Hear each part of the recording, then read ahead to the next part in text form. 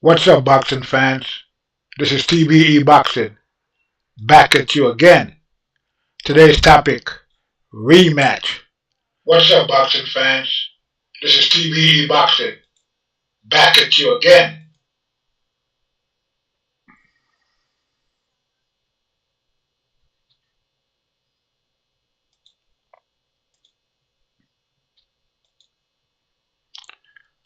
What's up, boxing fans? This is TBE Boxing, back at you again. Today's topic, rematch. With open disdain for Crawford, can Derrick James adequately prepare Spence for the rematch? Let's chop it up and see what it's all about. Petty bitch, gotta show me titties. This is that I chose, on the road to pole, This is that I chose, on the road to pole, Thug like for riches, Thug like for riches, Pretty bitch, show me titties, And I got the glizzy, run up on me, I'ma make you get it. I'ma make you get it.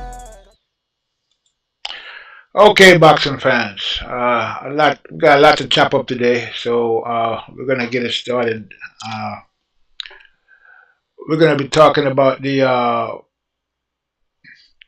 rematch, a return to the scene of the crime of July 29th, and we're gonna be discussing, what's gonna happen in the rematch, and what we should expect. So, but we're not gonna jump to that right away. We're gonna table that for right now. We're gonna get to that a little bit later.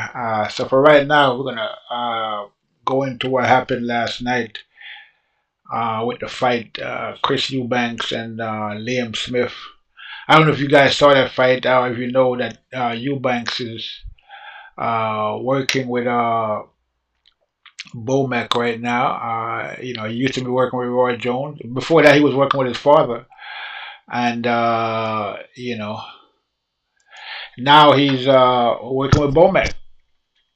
So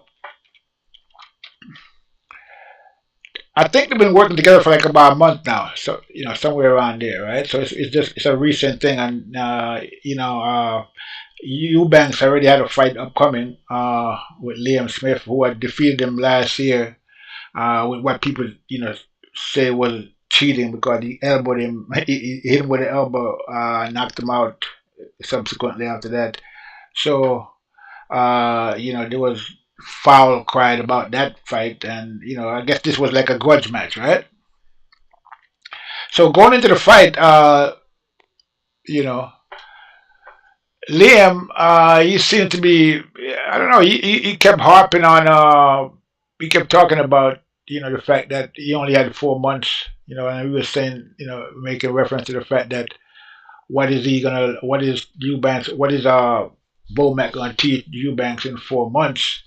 And, there's a lot of talk about that, and he was kind of making fun of Chris Eubanks, kind of taunting him, and Chris Eubanks was trying to keep his cool uh, throughout the whole thing. If you saw, I don't know if you saw the press conference, but yeah, it was pretty interesting. So anyway, fight night, and I don't know who saw the fight, but I watched it, and it was a pretty good fight. I saw that Eubanks did some things in there. There's some things that he looked like he could probably work on as well, but he was able to come away with the win, and therefore, the Crawford, that's another win for Team Crawford, right? So, you know, Bomac is on a roll, right? So, yeah. Now, in the fight itself, uh, I don't know. It seemed to me that Eubanks could have got the fight over it earlier if he had, stayed disciplined. It looked like he was doing pretty good there for a while, and then he he started, getting excited. He started getting excited, and That was it. That was all she wrote. He kind of I forgot what round it was in, but there was a particular round where he went on a like he must have threw about 100 punches that round. He thought he thought he had Liam Smith hurt, but Liam Smith wasn't hurt. Well, he was hurt, but he was defending himself pretty good. And basically, what happened was Eubanks punched himself out. Which was I don't think that was part of the game plan. Okay, so uh, that wasn't a good look. Uh, but other than that, he did okay. Now, in terms of his boxing ability and all of that, I mean, I don't know. He didn't.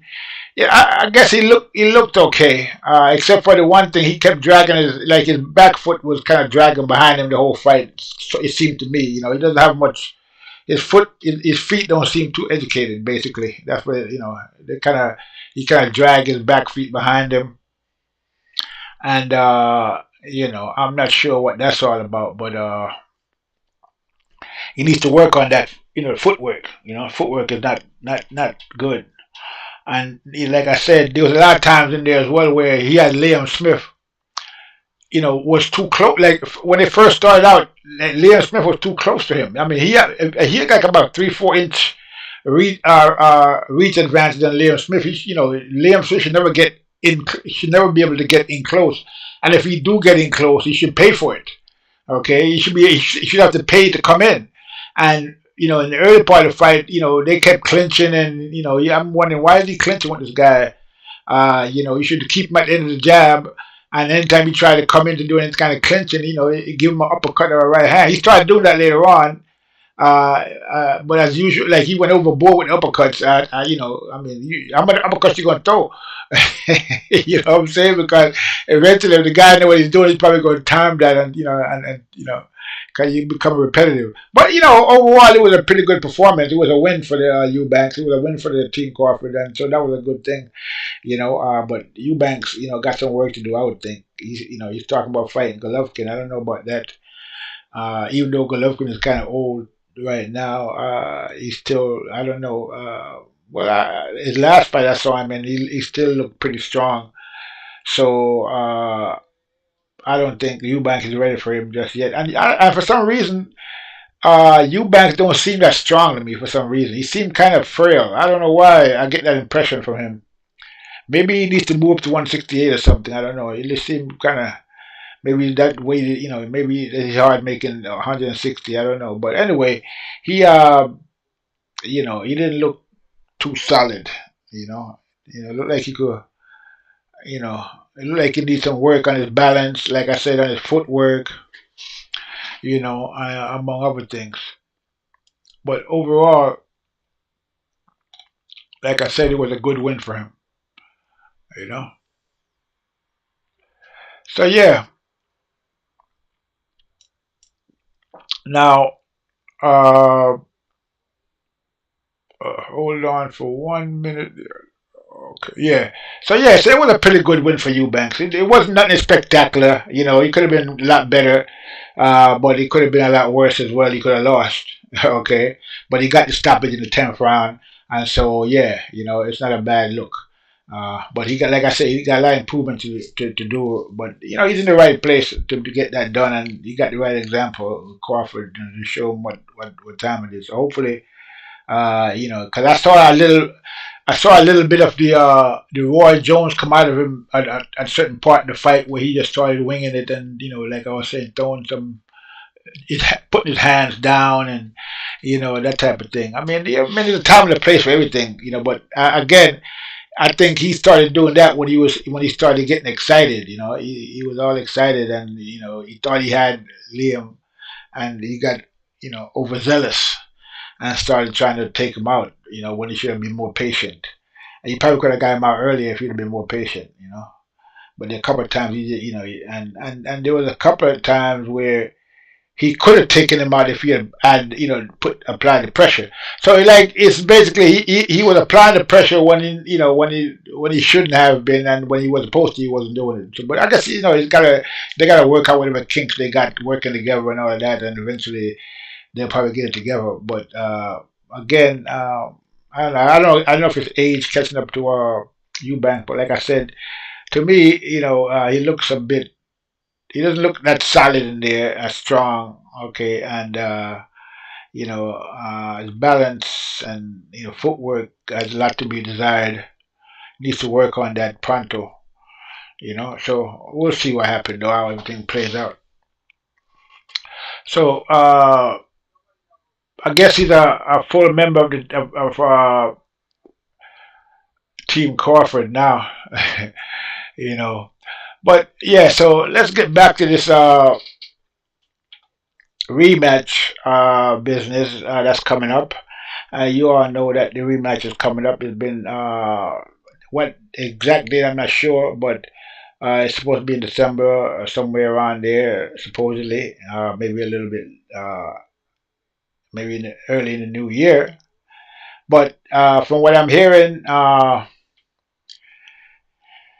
Crawford is dropping the belts and moving up to 154 to get start preparing for the fight. So this definitely looks like it's definitely on, and so we're going to return to the scene of the crime with Derek James as uh, co-conspirator acting in concert. Now you saw the question, right? You know, with open disdain for Crawford, can Derek James adequately prepare Spence for the rematch? And that's a good question, and I think that question needs to be asked, which is why I asked it, and it needs to be discussed. Okay, so uh, now after this fight happened on July 29th, we haven't seen too much of Derek James other than him coaching for talking about his fight with uh, AJ and that win over Hellenius. And but basically what I'm saying is that we haven't really seen Derek James talk about the fight on July 29th. And the only thing I saw him say about the fight when they asked him about something about Crawford was the fact that he said that you know Errol Spence is the better fighter. When asked the question about the knockout and all of that, he said Spence was still the better fighter, and that when they went to 154, it's going to be different. But other than that, you haven't heard too much about Derek James uh, in terms of this fight and what happened, what was the strategy, what went wrong, what. Now, immediately after the fight, we saw Errol Spence, as badly beaten as he was. He was pretty beaten up in that fight. He came out, like a man. Okay, he gave the press conference and he spoke about the fight. Derek didn't really do too much talking, when he the one should have been doing most of the talking actually, So and he hasn't really given too much interviews, about the fight. I mean, prior to the fight and the build up to the fight, he was giving a lot of interviews, talking to a lot of different people about the fight and this, that, and the other. But we haven't seen too much about this fight from Derek James and what went wrong, because people want to know, and especially Spence fans, right? They want to know what happened, because there's a lot of rumors going around on the internet, brain damage, this, that, the other, all kind of narratives people spinning about what happened. Errol Spence, weight drained, he wasn't himself, whatever, it wasn't that the same Errol. Now I did a couple of videos about that, about Derek James and about this so-called it wasn't the same Errol, and in my last video we saw how Derek James said part of his strategy was to make the next fighter not be who they are, like make the fighter don't be themselves. And it looked like that's exactly what happened to his fighter, in the sense that the strategy that they used on him made him not be who we usually see him to be or we usually expect him to be. He couldn't be that fighter because Crawford stopped that, and Bomac and Crawford, the strategy they had worked out that stopped Spence from being who he was, so who he is. So so the strategy actually worked. So I mean, typically in a situation like this, you congratulate the next coach. I mean, I'm just wondering if Derek James has congratulated Bomac publicly, for his win, and but from what I'm seeing, Derek James is just, basically saying, that Spence had a bad day. And so there was no, it wasn't anything that anybody else did. Okay. According to Derek James, Spence just looked off and then, he had a bad day. Now, I said this before, I'm going to say it again. When you are Derek James and you say to me, when somebody asks you and you say, would ask you what happened, and then you tell them, oh, you know, they ask you what happened, and they ask them like, well, did Spence seem like okay to you? Or then he goes, oh, well, he looked a little off. He looked a little off to me, but I'm not gonna make it. Oh, but whoa, slow down there. I mean, slow your roll there, Derek. What do you mean he looked off to you? You're his trainer. You're in camp with him for months. Okay. Anything that's supposed to go wrong, or anything that that could go wrong, as that would be affecting the fight, you should be on top of that, and you should know if he's off or if he's not performing up to his usual standards. But again, this is why you see that when you hear things like that, it's most likely just an excuse, because we all saw the epilogue leading up, not epilogue, but the open access videos leading up to the fight, where we saw the one with Errol Spence and his nutritionist, and he was sitting there eating burgers, and it doesn't look like he was skimping to me, and and it looked like he was pretty comfortable in making the weight, right?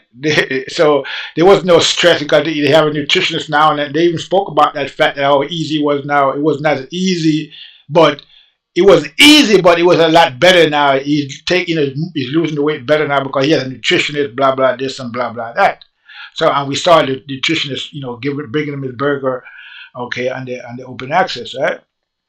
So, did he look off then? Or it was just after the fight that he looked off, after he lost, that he looked off. So after he lost, everybody got stories and legends about how he looked before the fight. When leading up to the fight, everybody was saying, "Oh, Errol Spence looked good. He looks strong. He looks ready. He's ready. He's ready. He can't wait. He's ready." That's what everybody was saying. All of the pundits, out there, the ones now who are coming up with excuses, they were saying that, oh, strong Errol Spence, look, and Crawford better watch out, and it's going to be this, it's going to be that, and as soon as he lost, all of a sudden, it's he looked weight drained or whatever. Now, I'm gonna give you an interesting fact about this weight drain business. Okay. Now, who was the first person to bring up that excuse? Who was the first? Anybody out there know who was the first person to bring up that excuse? Anybody can guess?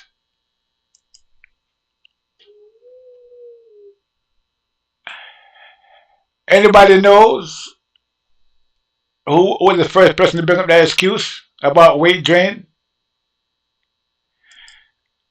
You're not going to be surprised when I tell you who it was. Well, it was none other than Derek James, not Derek James, but Deontay Wilder. Okay, he was the one that first brought it up. I would go so far to say that's 99% accurate. It could be a 1% error rate there, but that's about it. Not more than that. Because immediately after the fight, while he was walking out of the arena, I wish I should have bought the video and put it up, but I couldn't get it. I'll probably use it in another video eventually. But immediately after the fight, and he was leaving the arena, somebody ran up to Deontay Wilder, and he was walking with his wife, I believe, and he went up to him and asked him, "What do you think about the fight? And what do you think?" And then he said, "Well, yeah, it was a good fight, but it looked like Spence looked like he was weight drained to me." And that was it. The rest is history. So after that, the excuses started flying in every direction, and up to now they're still flying. They went from Spence's weight drain. It wasn't him. It was a clone. Uh, it was his twin. To I mean, to brain damage, you name it. They have come up with all kind of excuses, and the excuses continue. So again, the main thrust of this of our conversation here is based on Derek James' disdain for Terence Crawford. How can he adequately prepare Spence for the rematch? Can he do it? What? I mean, because we haven't heard anything from Derek James about what happened in the fight except for no comment. Okay, basically, right? And now I hear people out there chatter out there, talking about Spence have a lot of flaws that he needs to clean up, and yeah, he does. Right? That's if you're gonna fight Crawford again, that's I mean, he can get away with those things against the regular fighters that he fought, that he fight with, on the regular level of the people that he's been fighting, like the Danny Garcias and the Ugases and the Porters and people like that. But he's not gonna get away with those things with a guy like on the level of a Crawford. So he got to tighten up. Now, so I'm hearing this chatter about, Errol Spence got to do this and Errol Spence got to do that and Errol Spence got to do this. He got to tighten this up. He got to get stronger. He got to do that. He needs to get stronger and this and that. But okay, that's all good. Yeah, he needs to do all that. But what is his coach supposed to be doing when all this is going on? I mean, what's the purpose of the coach? Isn't it the coach that's supposed to point out your flaws to you and get and fix and help you fix them? Isn't that what the coach is supposed to be doing? So why does Errol Spence have all these flaws then if his coach is doing his job? That's the coach's job, to see the flaws and to make efforts to correct them while you're fighting. Some coaches do that while the fight is going on. You can do that in the fight or out, when you're not in the ring. When you're just doing, sparring or just showing the fighter what needs to be done. So you can do that on those occasions, okay? So the idea that Errol Spence is supposed to do all of this, it seems like Errol Spence is supposed to be doing all this by himself, which leads me to another observation, that to me, it seemed like Errol Spence lost the fight by himself as opposed to him and his coach losing the fight. And it should never be like that. If you lose, then your coach lose. And if your coach lose, you lose. Okay? That's the way it's supposed to be. So you can't have the fighter taking a loss and then the coach acting like he don't got nothing to do with that. Okay? You can't have that. That's not a good look.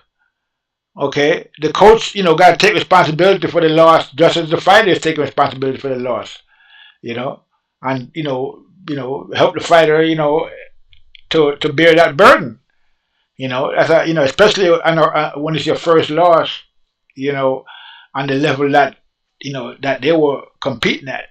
So this whole thing about. We see, Spence come out and talk about the fight, talk about what happened, how, that he said he had no excuses, blah, blah, this. We didn't hear Derek James say nothing like that. He didn't come anywhere close to that, to say anything like that. Like, they got it this time. Congratulations to Bomac. They were the better man that night. But, I think that we got some few things that we got to work on, but we're going to come back and, we're going to make another go at it, and it's going to be much better. And I think we can win this time. None of that, nothing like that. None of that. It's just silence about the fight. And when they ask about the fight itself, or the fighters, especially if they ask about Crawford, no comment. No comment. No comment. I mean, we could write a book about the comments that Derek James made about Crawford leading up to the fight and over the years. The weakest resume in all of boxing, according to Derek James. 10 knockouts against who? That's switch hitting, that's dumb shit. Okay? Danny Garcia got a better resume than Terence Crawford. I mean, we can go on and on. You know, he ain't fought nobody. Okay, these all come from Derrick James. These not people out there saying this. This is Derrick James saying this. Okay, we don't know the people he has fought. They tell us the people. They tell us the people who he fought. We don't know them. So at the end of the day, again, we're gonna go right back to where we started, and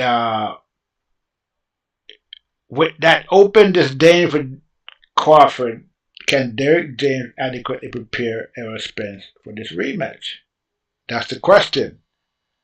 And what is he going to do different this time? We don't even know what he did last time because he hasn't told us what the plan was or what they were trying to do.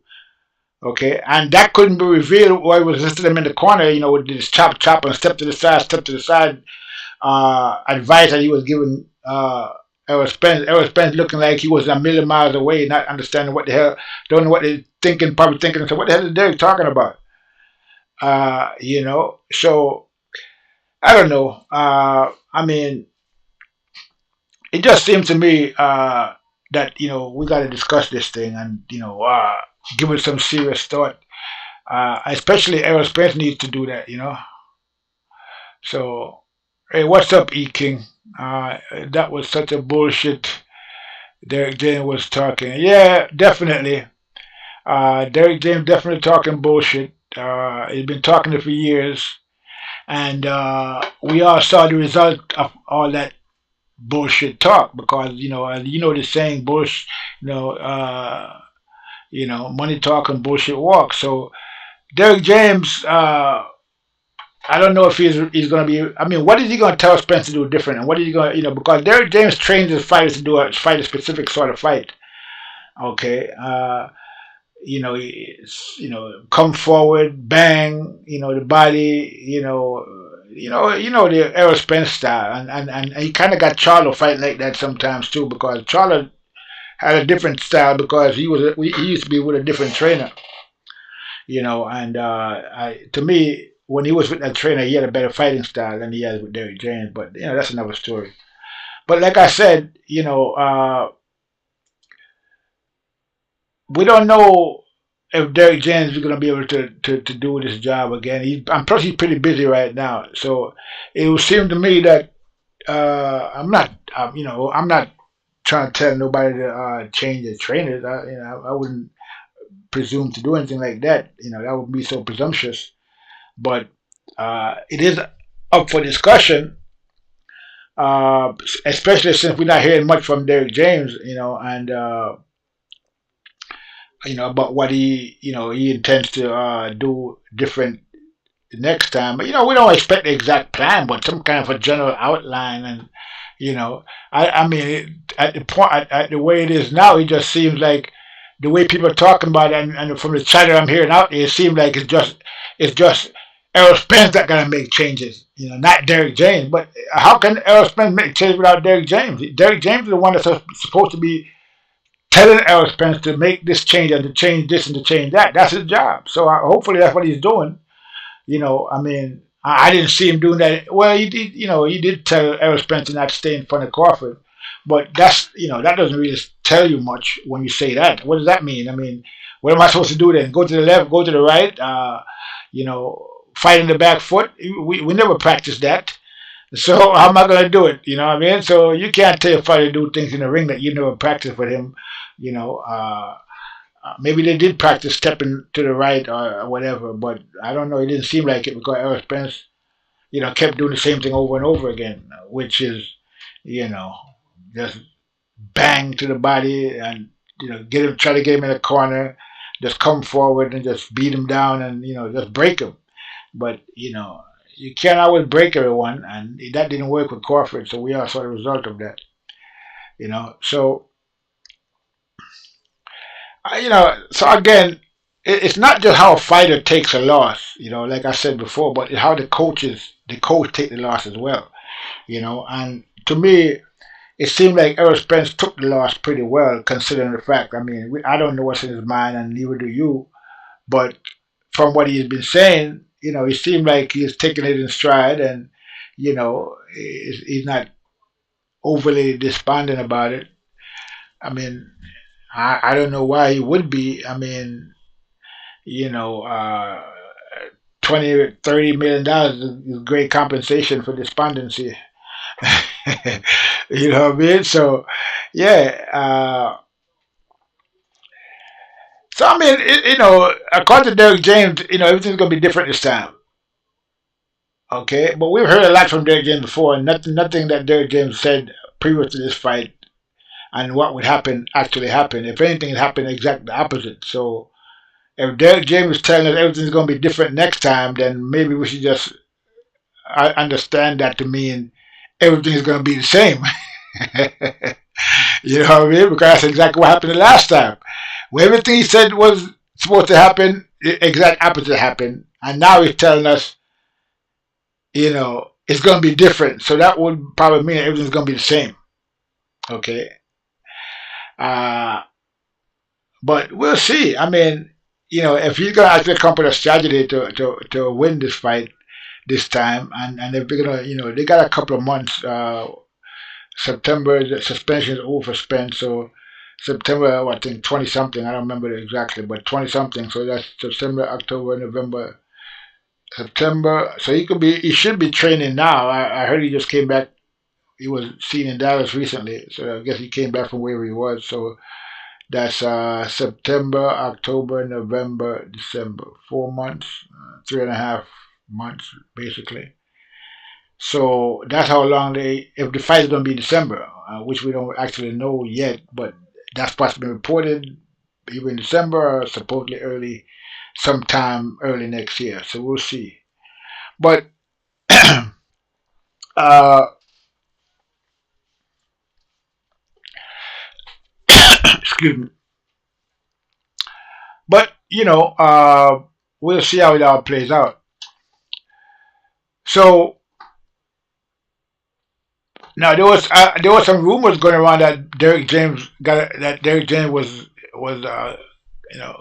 like that Errol Spence gave Derek James the boot and he's looking for a new trainer supposedly. But one of the candidates, from what I'm hearing, that was supposed to be in the mix was was Roy Jones. Now you already know how Derek James feel about Roy Jones, and so and Spence as well. So the mere fact that he was the guy mentioned probably means that was that was totally bogus, because I don't think that would ever happen. That Spence would go to Roy Jones to get trained, especially after what he said about Jones and what Derek James try to cast aspersions on Roy Jones, like that. The tall guy. When they was asking about, he was trying to make a point and use Jones, and that guy, and then they was like, who? And the reporters were like, who? The guy that the guy he's over there at no, taller, no, and the people kept, like who trying to prompt him, and then finally somebody said, oh, Roy Jones. He said, yeah, that guy. So this guy there just full of cap, man. I mean, you try to tell me you didn't know who Roy Jones was, right? That guy, and this is the attitude, this arrogant, attitude that, that guy. I mean, who the hell is Derek James? You know what I mean? So, I mean, with that kind of attitude, you're going to come with that kind of attitude about, just because you got some criticism from Roy Jones before the fight, and now after the fight, we see that the criticism by Roy Jones was well deserved. And it wasn't even criticism; it was like constructive criticism. But we see it was well deserved, and he was right on point. Okay, so I don't think that Roy Jones is going to be a trainer for Errol Spence, according to this rumor.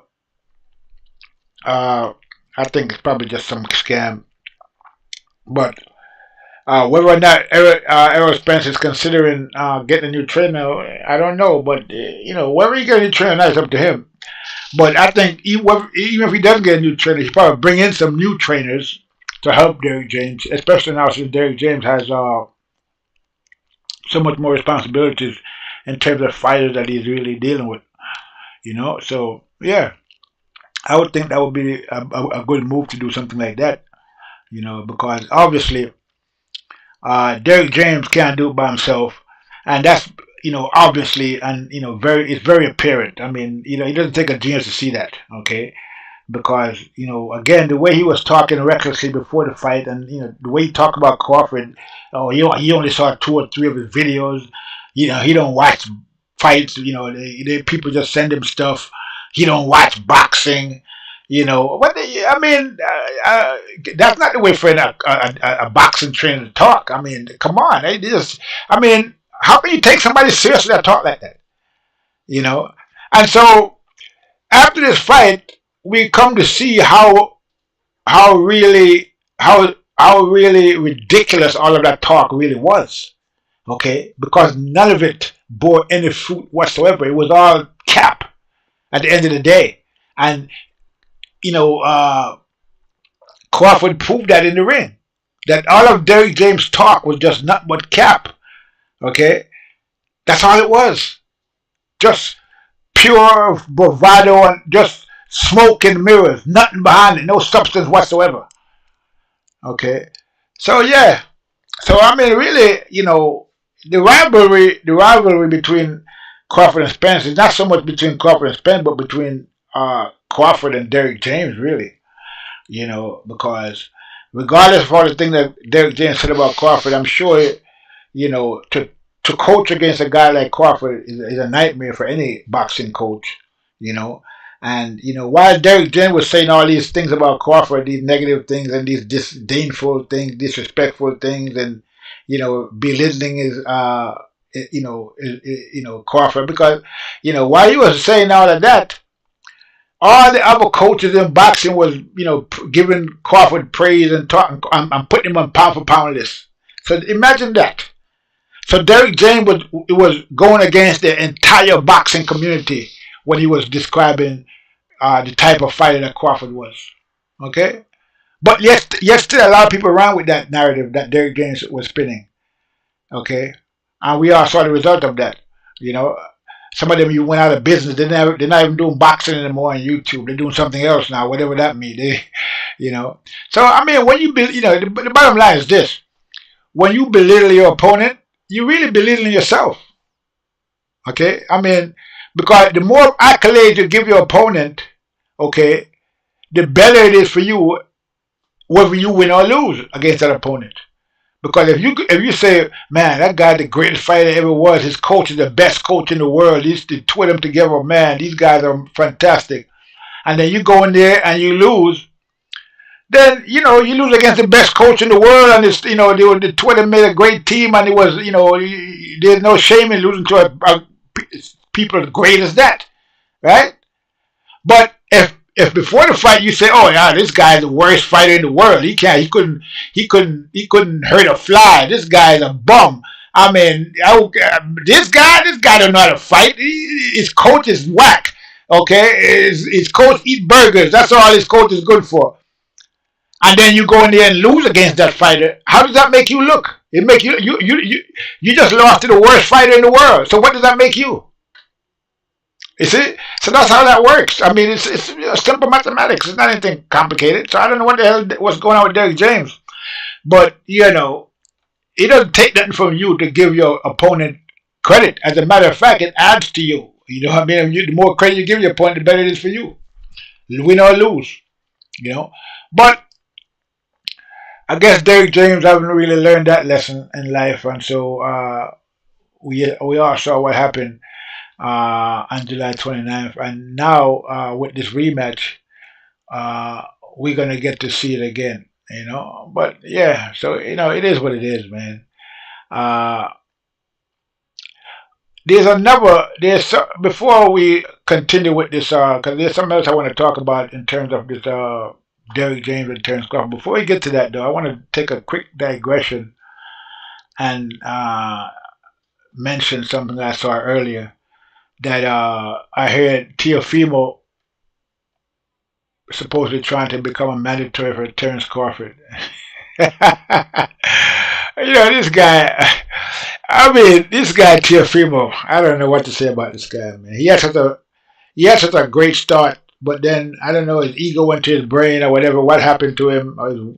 But he just off his. I guess maybe because he hooked up with Punch Drunk.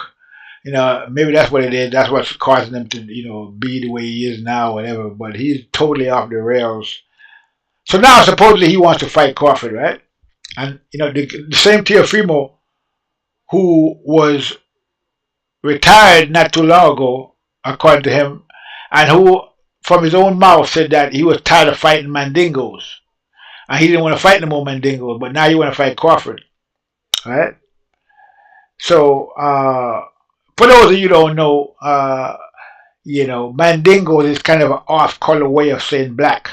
Okay, it's kind of a semi under undertow racist type of comment. You know what I mean? So this is what Teofimo said, right? So now he wants to fight Crawford after Crawford announced that he's going to drop the belts and move to 154 pounds. You know what I mean? So it's like you left town and I'm calling you out. Yeah, come meet me outside tomorrow when I know you on your way out of town and you miles away and can't hear me. You're going to call me out and say, yeah, let's fight. I mean, it's a joke. Talk about cloud chasing. But I know where that's all coming from. It's all coming from Punch Drunk Boxing. He the one that put out a video the other day talking about Teofimo should try to petition to fight Crawford for undisputed.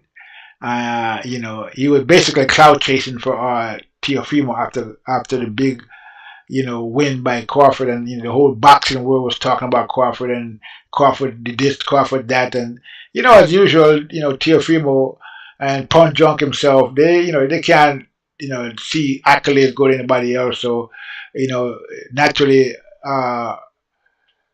they probably went to a strategy session. Punch Drunk probably called up Teofimo and said, "Listen, Teo, man, you see all this wave that Crawford is riding on right now. Maybe you should try and ride a little bit on that wave, man. Once you call him out like Bruce Ennis is doing, we all know Bruce ain't gonna fight him, but he's calling him out. And every time you hear Crawford, you hear Bruce Ennis' name, and you see it's working for Bruce. It can work for you too, Tio. Just call him out, and then we can start. The people gonna start talking about you and him, and then that'll bring you, that'll give you a little more clout." So that's what's going on from what I can see. That's what they're doing, and it's a joke because Crawford is moving up. So what's the point of you calling him out when the belts are being scattered and people are plotting and planning right now and how they're gonna get the belt? So a dollar a day, a day late and a dollar short for Teofimo as usual. Okay. Stop listening to Punch Drunk, man, and just be Teofimo, and you go a long way. But I guess they see all the accolades Crawford is getting for being a real, and I underscore the word real, 2-time undisputed champion. Okay. Crawford is a real 2-time disputed champion, and you can see that with everybody. So a lot of people get this thing mixed up. They get it mixed up. They don't understand what the word undisputed means, right? Teofimo doesn't understand what the word undisputed means. Neither does Derek James, and neither does Punch Drunk.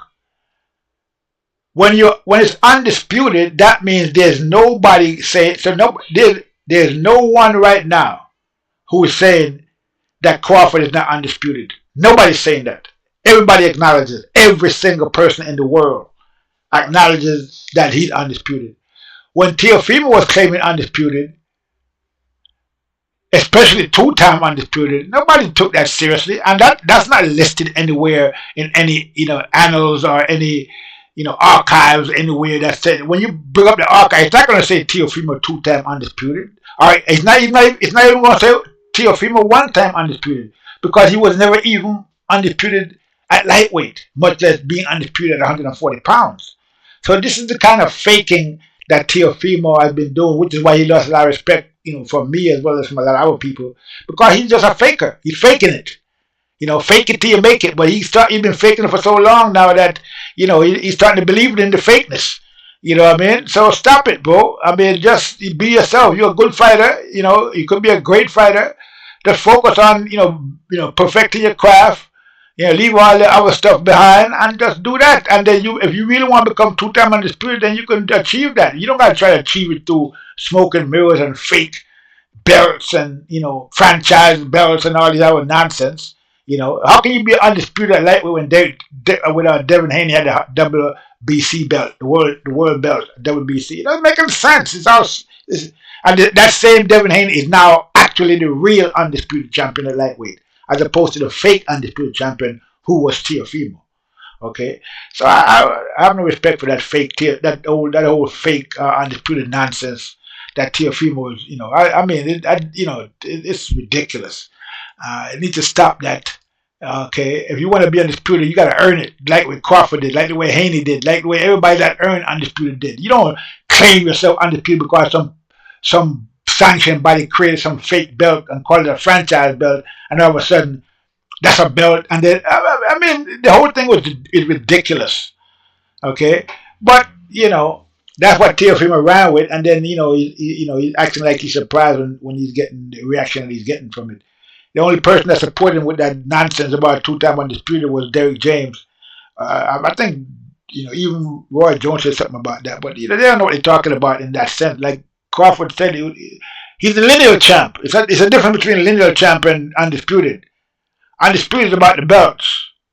Okay, that's what it's about. So I mean, these guys need to shape up. Teofimo need to shape up.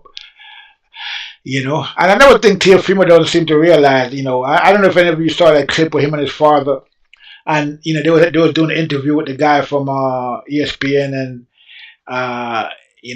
his father was telling him, don't talk about that racial stuff, man. Stop talking about that. And he was telling his father, no, you afraid. I'm gonna talk. I'm a man. I'm gonna talk. And he went into all this racial stuff about black fighters just getting preferences, and it's pure nonsense, right? I mean, the whole thing is so silly, it's not even worth talking about. But I'm going to just go into it briefly. First and foremost, what Teofimo needs to realize is this. Even though he got Punch Drunk in his ear telling him about Spanish this and what do you call it, Latino that, they got some Latino I don't even know what to call it thing going on, and what they do over there is talk about how hard Latinos have to, how Latinos are hard working, and I'm just going to summarize it briefly in a brief sentence, paraphrase the whole perspective in just a few words, and the whole perspective that Latino, hard-working Latino, lazy complaining blacks, right? That's the whole routine. Okay, the hard-working Latino don't cry about racism.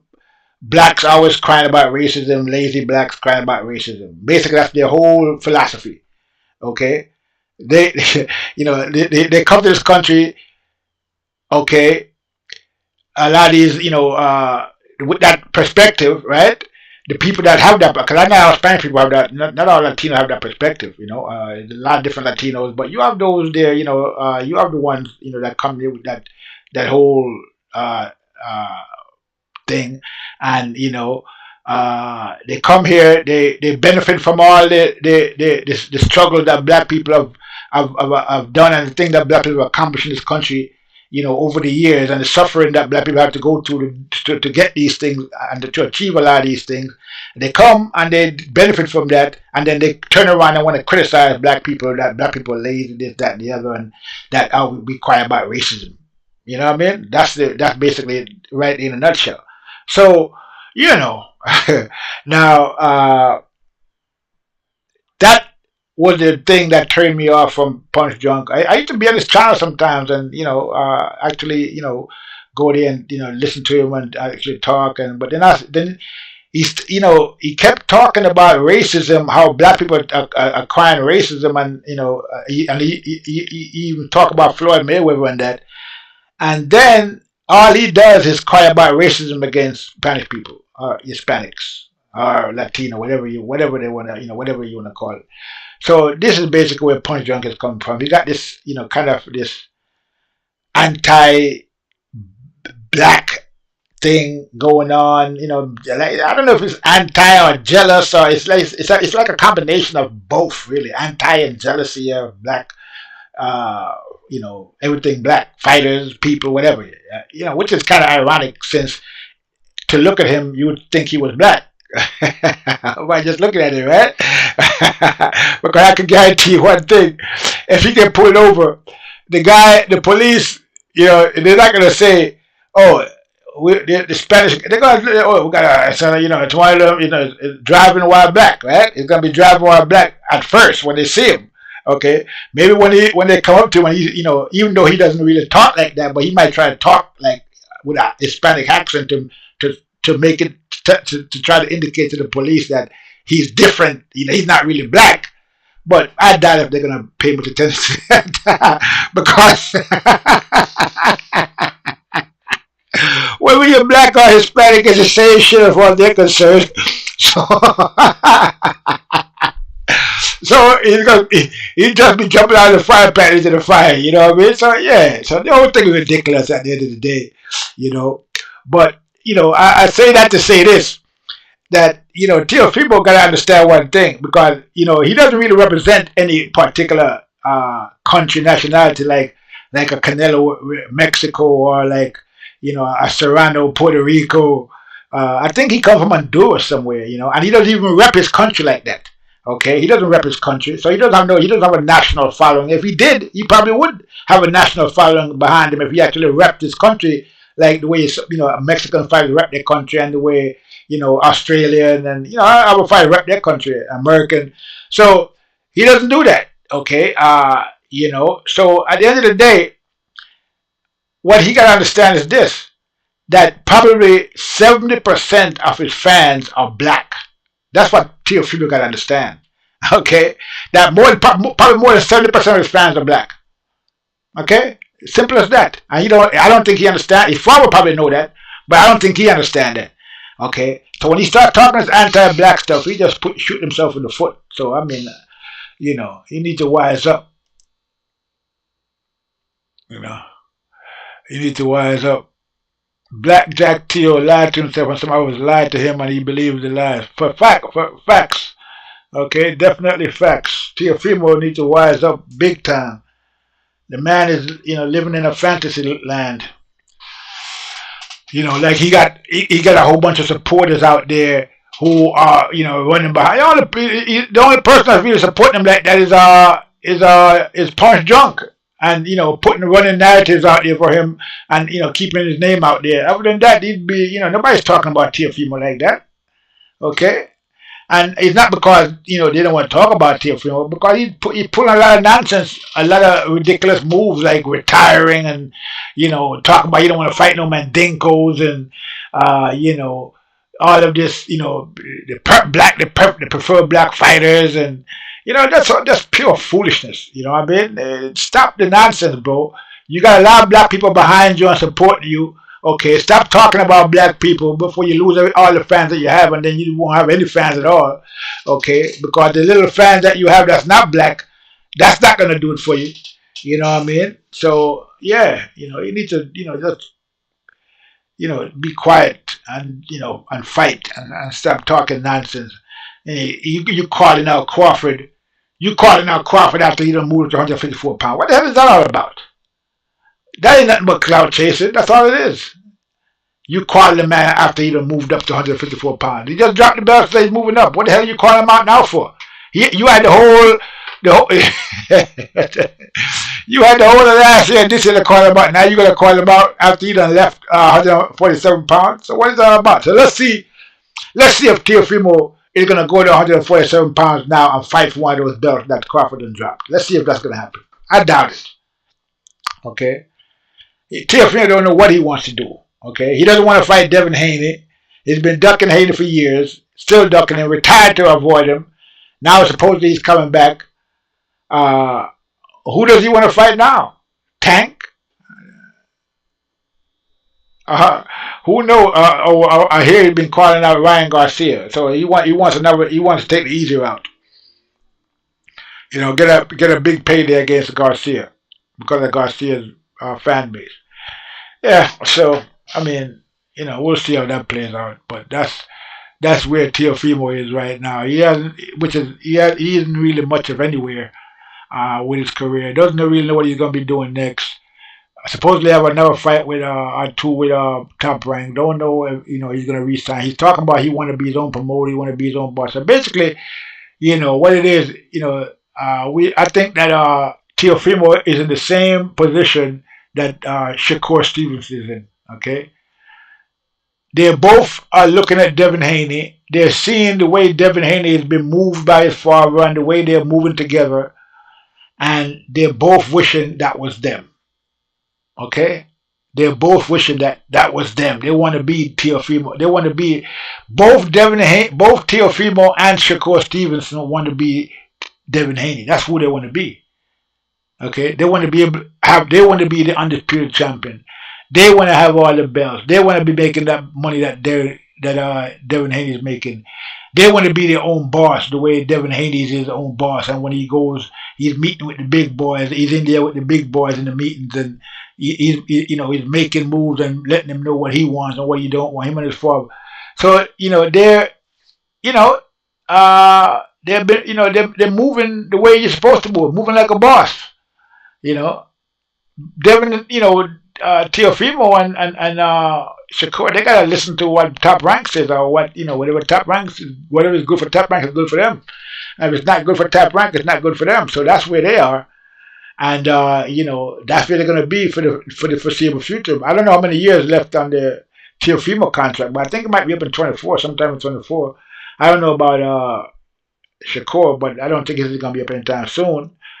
So I doubt if Shakur, want to leave Top Rank. I mean, I don't hear him talking like Teofimo about being his own boss and having his own fighters and his own promotional company. But that's what Teofimo says he wants to do. So we'll see if that actually happens. But the way he's moving now, I doubt it. I mean, he's not really moving. He's just doing everything, superficially. Like this call out of Crawford, it's just superficial call out. They're not serious. Nothing serious about it. You wait till the guy is moving up to fight his rematch to Spence, and you're gonna call him out. I mean, come on, stop it, Teofimo. So it is what it is. But that's where that is with Teofimo. Basically, just cloud chasing Crawford, like everybody else is doing. Because all the talk right now, it looks like Crawford and took up all the oxygen in the room. And everybody, if you ain't talking about Crawford, you ain't talking about nothing. And if you look at the YouTube community, almost every video nowadays is about Crawford. Even the haters are making videos about Crawford. The people that used to hate Crawford, they have no choice now. He's the only game in town. They can't make videos about Errol Spence other than saying, okay, the rematch. But, again, that's associated with Crawford. So now Crawford is, taking up all the oxygen. And they all got to talk with Crawford, and they all got to talk about Crawford, and they all got to, put him in their videos, and, and that this is where we are, But again, in terms of the fight, the rematch, I don't know how different it's going to be. I mean, there's some improvements that Spence could make in the short term, okay? Like in terms of, making the weight and all of that. It's 154 pounds now, so supposedly it's supposed to be a little different, even though it's not much because it's only like 157 pounds. 154 pounds. That's 4 and 3. That's only 7 pounds. But I guess that makes a lot of difference when you gotta make weight. So, I'm pretty sure that should help him if he has a problem making the weight.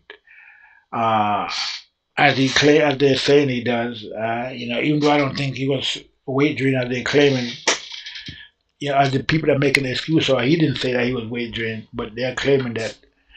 So support is going to be all different according to Derek James at 154 pounds. And I guess the only difference from what I can see that is the weight. And what if Crawford is stronger and even more powerful at 154 pounds? Then what? Errol Spence might be a little stronger and more powerful as well, but then Crawford can, might increase exponentially in terms of his strength and power, as at 154. And then what? So it's a bigger punch in Crawford at a bigger weight. So we don't know. But I'm not writing Spence off totally. I mean, anything could happen, and we could see, possibly see Spence do some different things in there, especially if he's going to watch the film. If he's going to listen to Derek James and not watch boxing, then it's not going to help him much. But they're going to have to sit down and strategize and decide how they're going to counteract some of the thing that Crawford was doing in that ring, which is going to be difficult for them to do because not everybody can do those things that Crawford was doing in the ring. So again, I used to I remember when I saw the Errol Spence and Mikey Garcia fight. I thought it was a good strategy by Derek James to come out the way they did in that fight, with Mikey Garcia, and that was a good strategy, which a lot of people wasn't expecting. They think that Crawford, he was going to come in there and try to, walk down Mikey Garcia and beat him up. But he kind of stayed on his toes, and he did try to beat him up, but he kind of kept him at the end of the job for the most part, which is a good strategy. And now in this fight, the strategy that he came out with was the same strategy that they usually do in the previous fight, like example with Danny Garcia and with Ugas. The same strategy basically came out with that same strategy. And if you notice, that strategy didn't work with two people, but actually three people. It didn't work with Kell Brook. It didn't work with Sean Porter, and it definitely didn't work with Terence Crawford. But everybody else kind of succumbed to that type of style. Danny Garcia succumbed to it.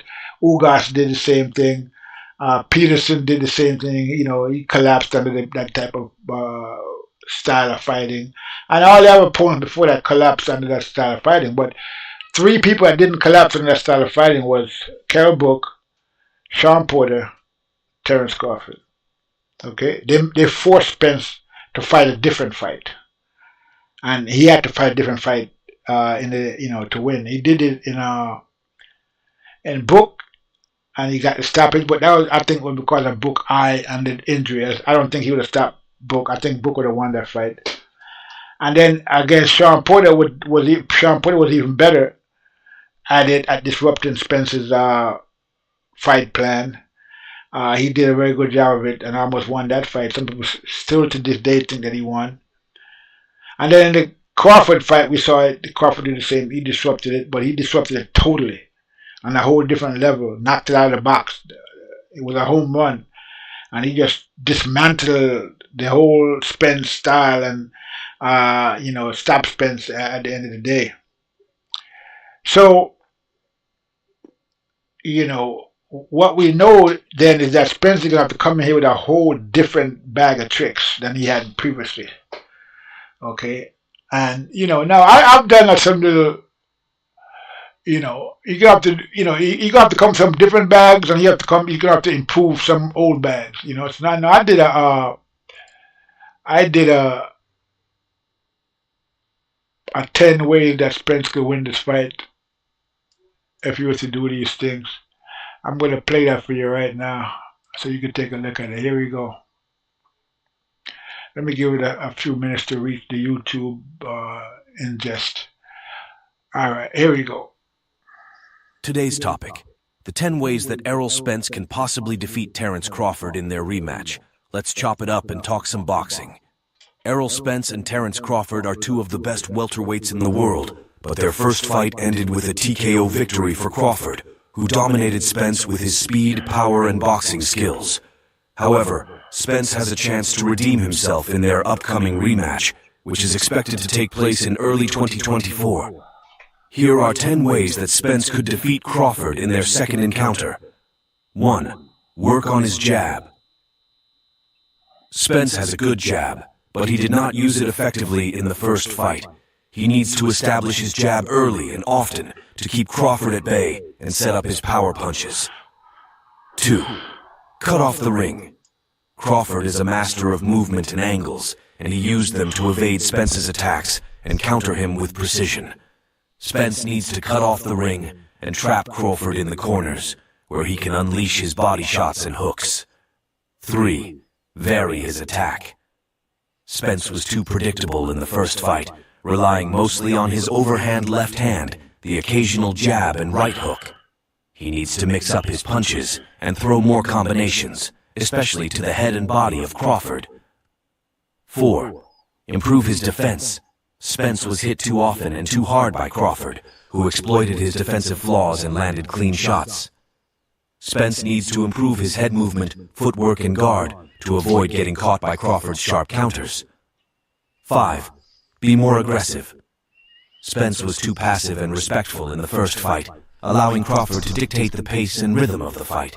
He needs to be more aggressive and assertive to pressure Crawford and make him uncomfortable. 6. Use his size and strength. Spence is bigger, but seemingly not stronger than Crawford, but he did not use his physical advantages in the first fight.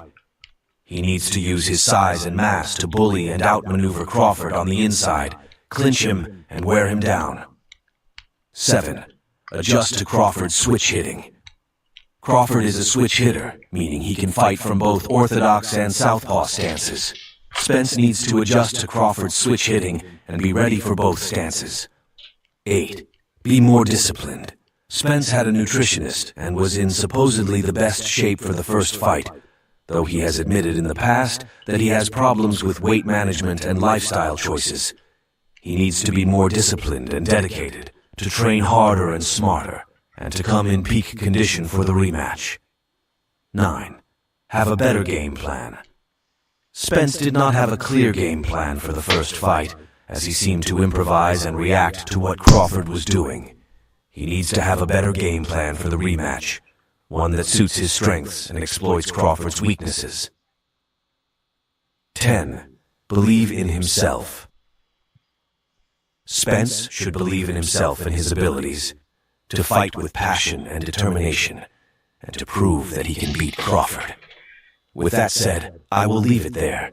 This is TBE Boxing saying, I am out. Petty bitch, gotta show me titties.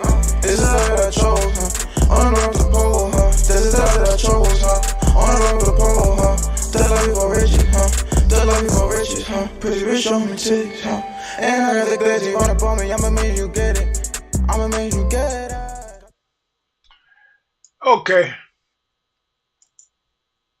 Okay, so you saw the 10 ways that Spence can beat Crawford in the rematch, but, those things are going to have to be implemented, by yours truly, Derrick James, okay? He has to implement those things. Now, whether or not that's going to be possible for Derrick James to help Spence to implement some changes in his game plan to win this fight, because you saw the thing that he spoke about in this 10 ways. One of the main things was the game plan. They need a game plan. Now we know that the first game plan was to break him. That was the game plan. Break him. We're gonna break him. Whatever that means. And nobody seems to know what that means. You're gonna break him. Obviously, he didn't break him. And so now he got to come up with a real game plan. He can't say this time around, "I'm gonna break him." No, we're not. We don't want to hear that. That's not gonna. We know that's not gonna happen. Okay, so now we're gonna have to hear a real plan, or at least the outline of. We don't want. We know we're not gonna get the exact plan, but something. Some kind of improvement that they're working on. Whatever. So, but we're not hearing none of that from Derrick James at all. I mean, we don't hear anything from Derrick James, except that it's going to be different at 154 and that, Spence is a better fighter. So, which is counterintuitive, based on what we just saw. But that doesn't stop Derrick James in the slightest bit from saying it, from it coming out of his mouth.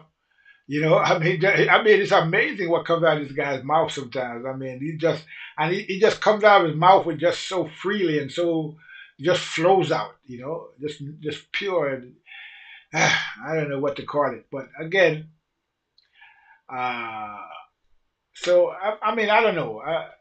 I would think that Spence would want to get another, some other coach added to the team to help Derrick James out because he's going to need a different perspective than the one that Derrick James had. Because from what I can see, Derrick James didn't really have much of a plan for this fight besides breaking Crawford, and most of that is planned basically depending on Spence doing the work. So which we all know Spence got to do the work, but there should be a plan to help him do the work. And I didn't really see evidence of much of a plan in that fight. Neither did anybody else saw much of evidence of a plan. Okay, a lot of people spoke about the seemingly absence of any kind of plan in the fight at all. So why is it going to be different this time around? Only Errol Spence is going to know. Okay, Errol Spence knows. He's been in there. He's been there with Derrick James a lot. Him and Jamel Charles, they know what they're up against and what they're dealing with. Nobody got to tell them that. So I'm thinking that if Errol Spence feels that he needs to make changes, then he'll make it. I mean, I don't think Errol Spence is gonna not make changes if he feels he needs to make changes, and if he feels that either Derrick James is not on board with those changes or he can't go along with those changes or whatever. I think he'll just get a new trainer. I don't think he feels like he's attached to Derrick James like that. I think it's all about winning, and if Derrick James keeps winning, then you're gonna stick with that. But right now you're at a different, you at the fork in the road, and ran to a whole different thing. And if Derrick James can't help you with that, then what are you gonna do? Like I said, to me, the best of both worlds would be to have someone come in and help Derrick James. Maybe one or two more guys.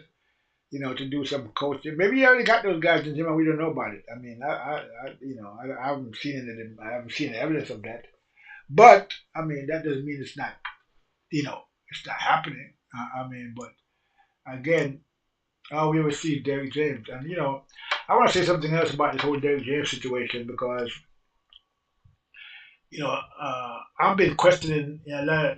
I've made a couple of videos about Derrick James, and some people might say, well, you making, you want to blame the coach, and you've heard people out there saying that about people questioning Derrick James about, you can't blame the coach. And, well, yeah, you can blame the coach. He has some responsibility because I can guarantee you one thing: if Spence had won that fight, Derrick James would be at every single interview right now talking about his plan. Okay.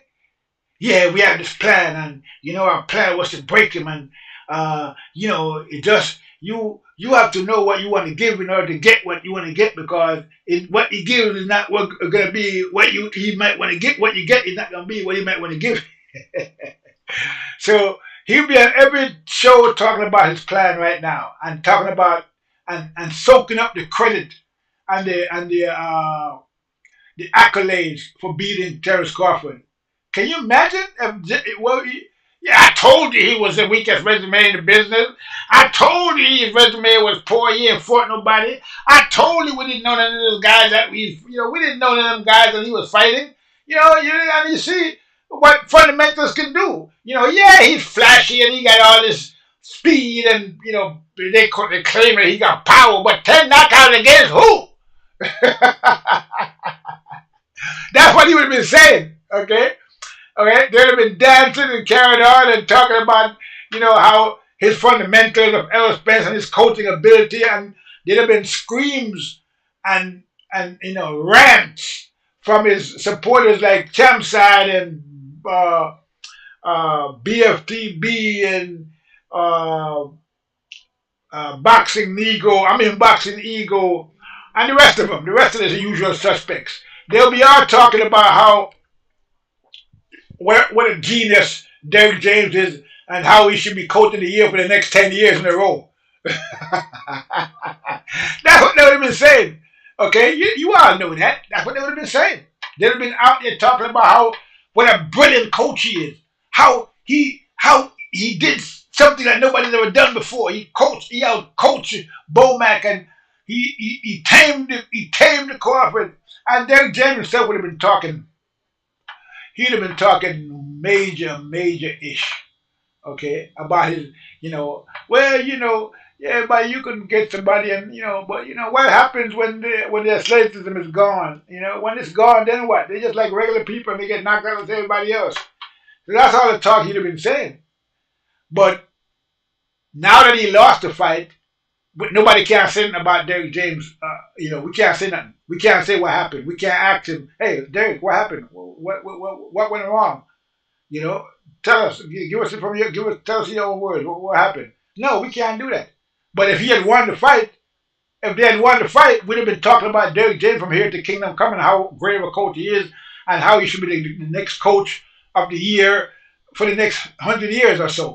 Okay, make him coach of the year forever. Okay, so that's what we've been hearing. But he lost, so now we're not hearing nothing from nobody. Nobody's even saying, well, hey, Derek, what happened? None of these lames out there who claim that they cover boxing, you don't hear them talking about what happened. They're not interviewing Derek James. Well, he's probably not giving much of an interview, especially if they're going to ask him about Crawford, because, again, whenever Crawford's name is mentioned, Derek James gets totally irrational and starts talking crazy stuff. I mean, just listen to him. Anytime they ask him about Crawford, he just starts talking this weird. It's like Crawford got some kind of spell on him. Every time he hears Crawford's name, it's like he just jumps and starts talking crazy talk. I never seen anything like it in my life. Crawford really got this guy shook bad. Okay, so you know what they say. All right. You know what they say, like when you were young. Remember when you were young and you were a kid and you played around and in public school or whatever, and there's a girl that you like, and you start picking on her or whatever. Some guys, that's what they used to do. They like a girl, they pick on her, start messing with her, picking on her, acting like they don't like her, but they really like her. It's kind of like Derek James, right? The way he talk about Crawford, like he's always talking negative about Crawford, but in real, probably deep down, he probably have a healthy dose of respect and fear of Crawford's abilities. And so that's, why we see him acting the way he act, all anxious and like he got some kind of neurosis. Whenever Crawford's name is mentioned, he starts talking capping and start talking foolishness, about different, that whole thing with, when he was doing the interview at the press, when the announcer was announcing Crawford at the press conference, what's his name? I forgot his name. Brian something or the other. And he said that, how would it feel to be two-time, would it be if you accomplished the goal of being two-time undisputed, the first man, and then Derek James just jumping out of nowhere, out of the blue, out of stage left. He just jumped in. Nobody's talking to Derek James. He just jumped in. Oh, Teofimo did it already. Just because he won, he didn't want the Brian, I don't remember his last name, from PBS guy, just because he didn't want to let it go what Brian said about Crawford being the first man to become undisputed. He had to say something. He had to jump in and say that Teofimo did it already, even though it made him look silly. But he was psychologically incapable of helping himself and not saying something. He had to do it. He had to say, it's weird the way this guy carry on. I mean, it's weird. People gotta keep a close watch on that and watch when people mention Crawford the way he acts. And look at all the other situations he talked about Crawford. It's a weird situation. He got to say something negative. If somebody says anything about Crawford, even bring up his name, he got to say something negative about Crawford. He has to. So it is what it is. But yeah, that's So with all of that, I just don't see how he's gonna be able to come, to go ahead and give Errol Spence the right, tell him the right way to make this fight against Crawford, because he doesn't have I don't know what he's thinking about Crawford, but we all saw in the first fight that whatever he's thinking about Crawford is nowhere near the reality. I've got Errol Spence. One thing we can all say this and we can all say that and we can talk this and we can talk that. But there's one thing that all of us can agree on, whether we are Spence fans, boxing analysts, YouTubers, whoever you are. One thing we can all agree on is that Errol Spence was totally, when I say totally, I mean he was totally unprepared for Terence Crawford in the ring on July 29th. He was totally unprepared. And the man that is responsible for getting Errol Spence prepared is Derrick James. Okay? This is what we have to understand. So you can't have it both ways. You can't say if they had won that Derrick James is the best coach and he should be coach of the year again. And then when he lose, we don't have nothing to say about Derrick James. He had nothing to do with it. It's just Errol Spence. It's just Errol Spence lost. It's Errol Spence that lost, not Derrick James. No, they both lost. And Derrick James got to take his share of blame for the loss, just like Errol Spence took his share and accepted the loss and said, yeah, he was a better man and, but I want a rematch and blah, blah, blah. Derrick James didn't do that. He's incapable of doing it. And people have given him a lot of chances to do that when they interviewed him and asked him certain questions. Like they want to give him a chance to say, well, yeah, Derek. Like when the guy asked him about the fight, in England, and he said, oh, well, Spence is still a better fighter. He couldn't say, well, yeah, Spence is a great fighter, Crawford is a great fighter, but he just that Crawford was a better man that night. He couldn't say that. He had to say, nah, Spence he has to be right. Okay? He has to be right. Spence is the better fighter. Even though he just got brutally beaten up by Crawford, he's the better fighter still because that's what Derrick James says. Okay, he doesn't have to. He doesn't have to. He doesn't have to match the reality. No, because Derrick James said it, so it doesn't have to match reality at all. It just have to be what Derrick James said it is. So even though Spence just lost to Crawford in spectacular fashion, a one-way beatdown. No, but Errol Spence is still a better fighter, according to the boxing philosophy of Derrick James. Okay, that's the wisdom of Derrick James speaking right there. So you better listen. So with all of that, people, that's why I'm not really optimistic that this fight is going to be much different. I don't think that there's nothing I've heard from Derrick James up to this point that make me think that the fight is going to be different, and it doesn't seem to be anything forthcoming from Derrick James that's going to make me or anybody else think the fight is going to be any different. I just don't see it. Okay, and unfortunately for Spence, he's probably going to be in the same predicament he was in the last fight, but I hope not. Where he was just out there on his own, basically taking a beating from Crawford without any real any kind of real support, coming from the corner. And everybody, it seemed like everybody, it wasn't just Spence that was shell shocked. Derrick James was shell shocked as well. Like panic set in. Panic was setting in that corner. But I'm just not optimistic. I'm sorry. I gotta see something from Derrick James that's gonna indicate to me that he's had a change of heart and that he now understands what it is that he's facing in terms of fighting Crawford and what that means and how he's gonna go about it. And what he's gonna do. And what happened in the last fight, and like I said, nobody expect Derrick James to give us the plan, word for what he's gonna do next, but we want to hear something, and again, hopefully, we can get some type of competitive improvement in this fight, in terms of the way it played out last time. But again, based on what I've been hearing Derrick James saying up until now, and this is like more than a month after the fight now, and up to now, we haven't heard really much from Derrick James about what happened with this fight. We haven't heard much from Derrick James about what they're going to do in the next fight. All we hear from Derrick James is a different weight class. Everything is different, and the fight is going to be different, and that Spence is still the best fighter. That's how we hear. We don't hear anything else.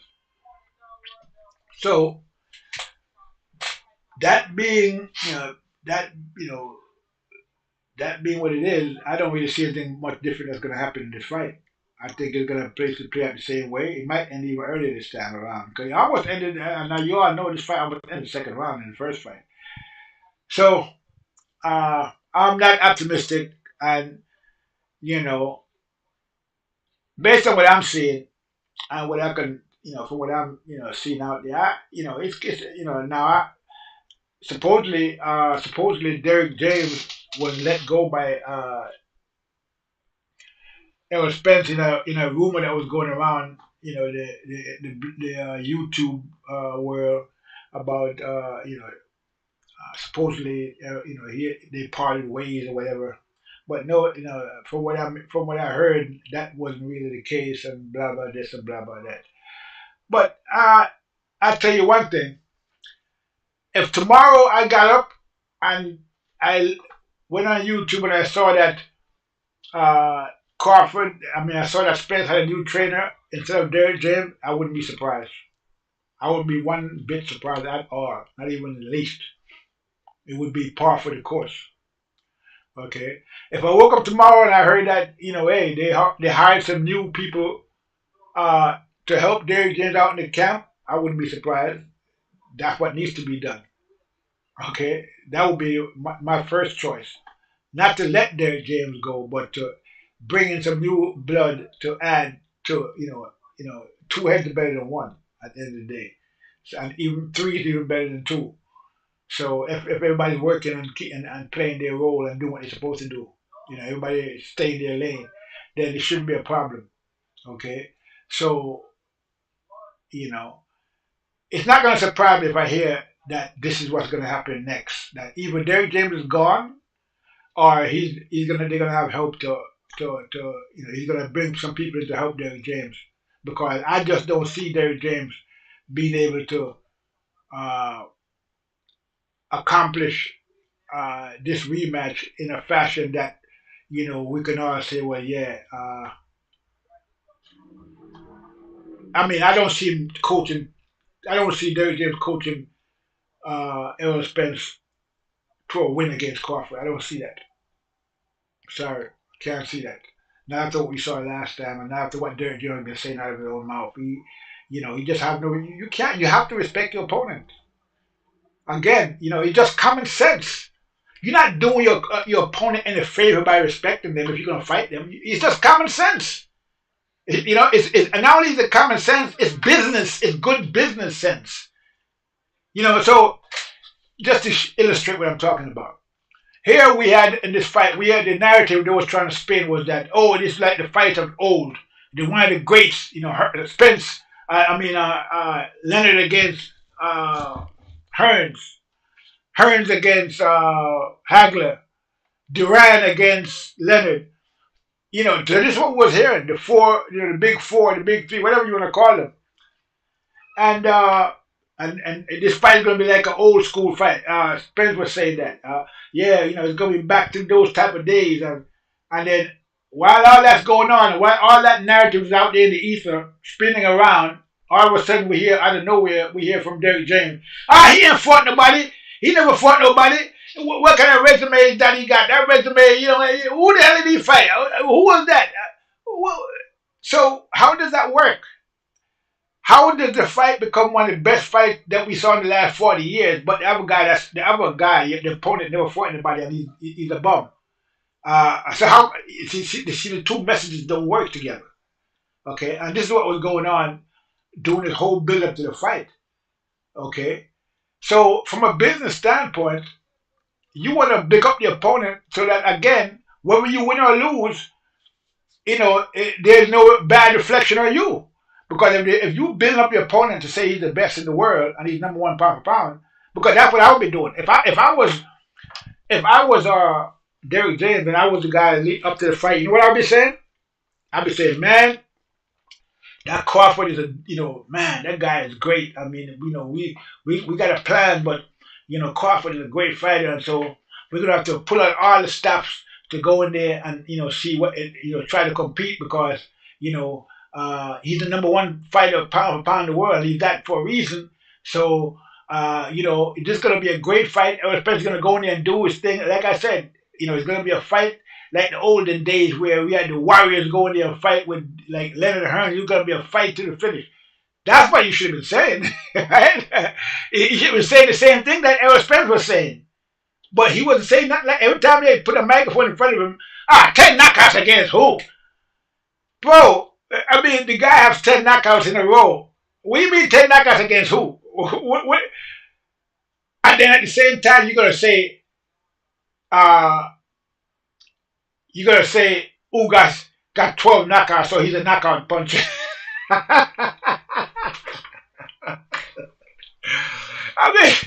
I don't know. Somebody should have pulled Derrick James to the side and said, man, shut the hell up, man. Don't say nothing on the microphone the moment people start talking, boy. Just be quiet. Because you're trying to screw up this fight. Talking about 10 knockouts. Why you belittling out the opponent? I mean, we're trying to build the fight, not tear it down. You know what I mean? So you're just doing that for your own, your own. The reason why you keep trying to belittle someone is because of your own sense of belittlement. You know what I mean? Even you are afraid of that person, and so you try to make yourself feel better by telling yourself that person ain't nothing and they're nobody. That's basically what it came down to with Derrick James. He was trying to calm his nerve by convincing himself that Terence Crawford is not really a bigger boogeyman as he claimed to be. When he know that deep down, he know that was the case, that he was the one who he claimed to be. He knew that. He had to. If he didn't know that, then he couldn't have been coach of the year.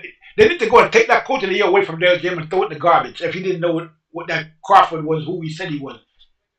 But then you gotta listen to him when he says, "I don't watch boxing. I don't watch boxing. I only saw 2 or 3 of Crawford fight. I didn't even see the whole thing. I just watched bits and pieces, basically."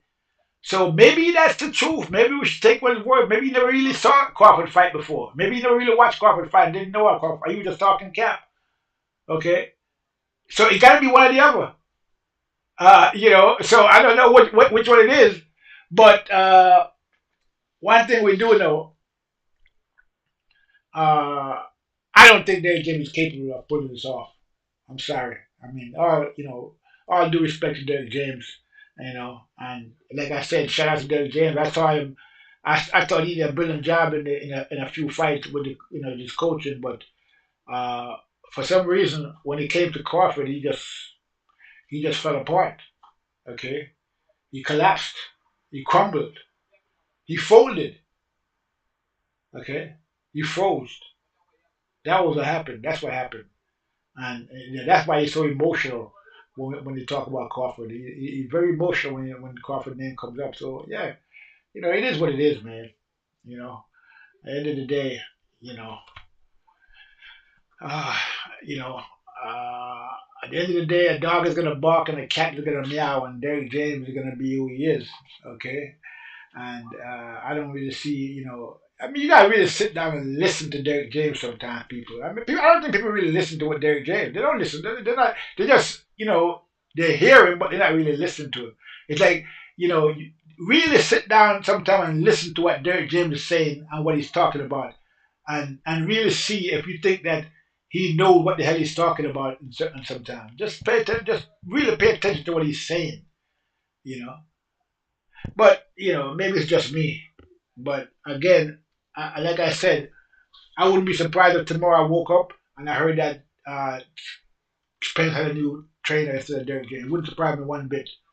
It wouldn't surprise me either if I woke up and I heard that he had 2 other people helping him with, working with Spence. That's probably the way to go if I was Spence instead of just throwing a coach completely out that you've been with for a while. You just bring some people in there to help him, and show up his weak points. You know what I mean? And that's that. That would be the best solution. But I don't know if Derrick James could accept that. He might not be able to accept something like that. Just like how Abel Sanchez and Triple G parted in an acrimonious fashion. But I think their split was over money. But I think I think Triple G would have been a better fighter if he had a different trainer. I don't really have that much confidence in I mean, I'm not saying that I'm any expert on boxing trainers or anything like that, but I can only speak from what the results that I see, of the fighters themselves. Okay, so that's all you can go by the results, and to me, you know, when Triple G got older, his style of fighting should have changed, but he didn't. You gotta adjust to the person that you're working with. Like just like our Mayweather before, when he was pretty boy, he fought one way, and when he became, Money Mayweather, he fought a different way because of certain, physical limitations that he had. He had to change up the game. You couldn't keep fighting the same way, and then you had these other things that you have to adjust, and you didn't make the adjustments, and he made the adjustments, and you saw what the results, and he was, one of the greatest out there, and that's what you need to do. You are sometimes a fighter. You got to reinvent yourself. And I thought that Triple G should have reinvented himself in a different, a different style of fighting when he got older, like most fighters need to do. Okay, but that never really happened, and so he's still fighting the same style. And that's because of Abel Sanchez. I mean, just in the same way when Abel Sanchez went over there with what's that fighter's name? He used to be the undisputed champion. Uh, Female fighter from somewhere in Europe, Sweden or one of them countries that she's from. What's her name? But anyway, he started training her, and she lost both of the fight against the McCaskill. McCaskill beat her once, and then McCaskill beat her again in the rematch. And it's all because Abel Sanchez was coaching that other fighter. I can't remember her name now, but he was coaching her in those two fights, and he changed the whole style of fighting from a boxer, like a boxer puncher, to like a come forward Triple G style type of fighting that didn't work for her one bit, and she ended up, the rest is history. So I'm not a big fan of Abel Sanchez. Okay, I think that his style of fighting relies mostly on strength, on power instead of skills. And we all saw that when he predicted that, according to him, Spence was going to win because he's the bigger, stronger guy. That's what these guys are all about: bigger, stronger. Yeah. Bigger, stronger is good, but it's not the end of the world, and it's not the determining factor in any fight whether the guy is bigger or stronger. That's one of the qualities, but that's not going to determine a lot of fights. And you can't go into a fight thinking that because you're the bigger, stronger guy, you're going to win. It doesn't work like that. That's why they call it boxing. They don't call it bigger, stronger guy. They call it boxing. Okay, and it seems like a lot of coaches don't understand that. And I think Abel Sanchez is one of those coaches. You don't really understand that bigger, stronger doesn't translate into winner. Skills pays the bills all the time, no matter what weight you are. So yeah, it is what it is. So again, just to reiterate, I'm not a big fan of whatever it is that Derek James gonna come up with for this fight. It doesn't seem like he'll come up with anything. I didn't see anything the last time, and we all saw what the results of whatever plans that he had. I mean, I'm sure he's supposed to have a game plan for the fight, even though he's not telling us what it was, besides break him. But whatever that plan was, whatever plan he had, we all saw it didn't work. And it didn't work. Saying it didn't work is an understatement. Okay? It was a disaster. Okay? So, again, we need some answers from Derek James. He needs to make himself available, do some interviews about the fight, talk about what's next, what's coming up, how they're going to be different, some ideas about what they're going to be doing next, and to really, let the fans, know what's really going on, because, at this point, we don't know much about what happened in that fight, and all we can do is speculate in terms of what plan that Derek James had. And you see the excuses are flying all over the internet. Everybody's people now starting their YouTube channel off of Crawford. Criticizing Crawford. Talking about PEDs and So I mean, people are actually becoming YouTubers, and getting subscribers by talking about Crawford. So Crawford is the new gold rush now. Even as the people that used to hate him, the fans that used to talk about him like a dog when they did talk about him, all they're doing is making YouTube videos about Crawford now. Who are they gonna make it about? Spence? Where's Spence at? He's out in, doing whatever he's doing. He's not. We don't hear Spence talking about fighting Canelo next or fighting Jamal Charlo. We hear all that. We hear boxing stuff from Crawford. That's what we're hearing. And people love boxing. People who love boxing love to hear boxing stuff. You know what I'm saying? So, so it is. It is what it is. So right now, Crawford is at the top of the. He's at the top of the game right now. He's at the top of the charts. He's number one on the. He's number one on the chart, as they say, on the Billboard charts, the boxing Billboard. So everybody's talking about him, and as they should. And a lot of people have found found respect for Crawford. People that didn't respect him before now they respect him after what they saw with Errol Spence. And so Crawford is doing what he's supposed to be doing right now. So if you want to, right now, if you're not talking about Crawford, you're not really talking about nothing. According to the way things are going in the boxing community right now, he's the man. And it's funny. It's kind of funny that he did all that after just beating Errol Spence. You would think, who'd have thunk it, as they say. Who would have thought it? You know what I mean? But yeah, he beat Errol Spence, and all of a sudden he's a superstar, right? He's a boxing superstar from beat Errol Spence. So he used Errol Spence as a springboard to superstardom. And this would have happened years ago if this fight would have happened years ago. And Crawford could have accomplished a lot in boxing. And he lost a lot of years, at least 5 years. With all this nonsense with this fight with Spence. He almost retired without getting this fight with Spence and getting his just dues as he was supposed to, because he's really the man at 147 pounds, and always was from the day he moved up to 147 pounds. He was the man at 147 pounds. Everybody knew that. They all knew it because they all ducked him.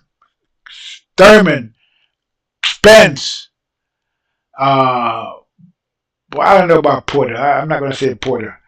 I'm not going to say Book because Book fought him coming off of an injury, so he wasn't ducking him. So, but all the PBC guys didn't really want to fight him.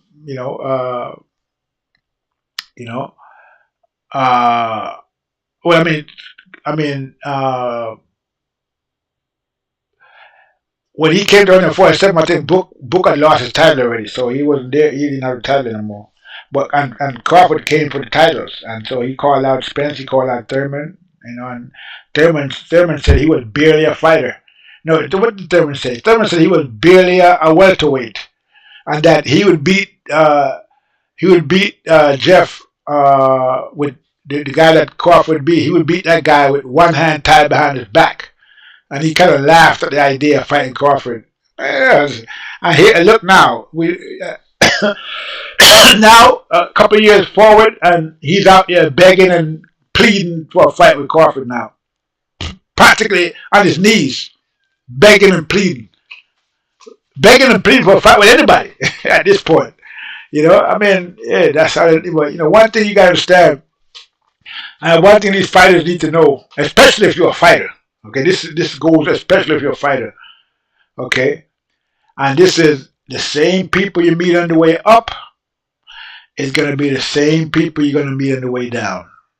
And if you didn't do right by them on the way up, don't expect them to do right by you when you're on your way down. And we know that Keith Thurman is all the way down, and we saw what happened with him and Errol Spence. Errol Spence actually stayed inactive for over a year rather than fight Thurman, because he didn't like what Thurman did, the way Thurman was ducking him. Okay, he did that just to avoid fighting Thurman, because he didn't want to fight Thurman, because Thurman ducked him and wouldn't give him a shot. And Thurman did the same thing with Crawford. He wouldn't give him a shot. Like I said, he called him barely a welterweight. And now, he's running around every chance he gets. He's begging Crawford for a fight. Come on, bud. Come on, boy. You know me. I'm Thurman, man. I'm your guy. I'm your guy. I'm your guy, Crawford. I'm your guy. Come on, man. Give me that fight. You know your boy Thurman. We different over here, man. We different over here. Yeah, okay. Okay, Thurman. We different over here. So, you know, this is where we at right now, but I'm not going to make this video too long. I'm going to leave it here. You know, all I can say is that at the end of the day, all I can do is ask the question. Okay? All I can do is ask the question. Okay?